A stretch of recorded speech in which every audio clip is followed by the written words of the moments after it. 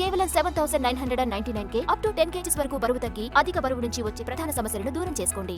Pan India movie culture వచ్చాక star heroes కి 1000 కోట్ల మార్క్ టార్గెట్ గా మారిందా?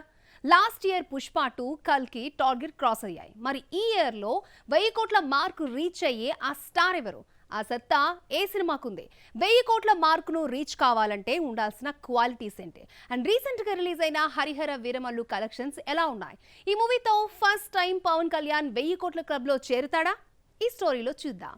ఒక సినిమా 1000 కోట్ల కలెక్షన్స్ రాబట్టాలంటే సౌత్ తో పాటు నార్త్ ఆడియన్స్ కి తెగ నచ్చేయాలి. ఇంకా ఓవర్సీస్ మార్కెట్ బాగుండాలి. అయితే ఆ సత్తా మన సౌత్ ఇండియన్ స్టార్స్ కుందని ఇప్పటికే ప్రభాస్, చెర్రీ, తారక్, అల్లు అర్జున్, యష్ ప్రూవ్ చేశారు. లాస్ట్ ఇయర్ కూడా పుష్ప 2, కల్కి మూవీస్ 1000 కోట్ల మార్క్ ను ఈజీగా దాటేశాయి. 2025లో ఏ మూవీ 1000 కోట్ల క్లబ్ లోకి చేరబోతోంది? ఇప్పటికే ఈ సంవత్సరం సగం అయిపోయింది. ఎన్నో అంచనాల మధ్య రిలీజ్ అయిన Ram Charan game changer disappoint చేసింది.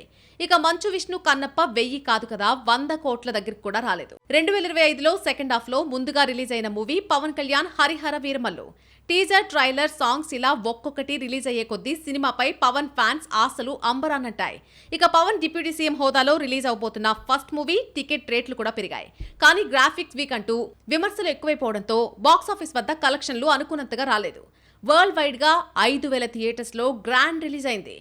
ఫస్ట్ డే 64 కోట్ల కలెక్షన్స్ వచ్చాయి. బ్రేక్ ఈవెన్ కి 260 కోట్ల గ్రాస్, 127 కోట్ల షేర్ వస్తే చాలని ట్రేడ్ వర్గాల అంచనా.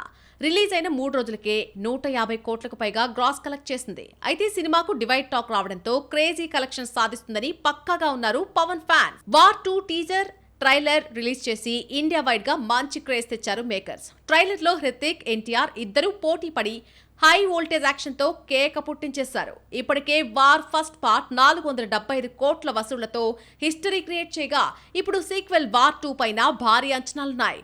NTR pan India craze, Hrithik style and action తో రేర్ కాంబినేషన్ ఎన్ని రికార్డులు బ్రేక్ చేస్తుందో అని చర్చ నడుస్తోంది.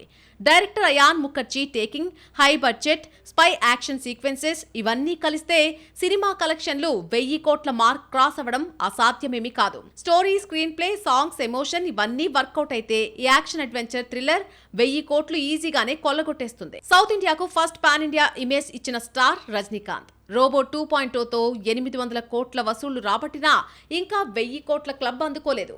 ఇండియన్ సినిమాపై సౌత్ మూవీస్ సత్తా చాటుతున్నా కోలీవుడ్ మాత్రం ఇప్పటికీ 1000 కోట్ల టార్గెట్ రీచ్ కాలేదు.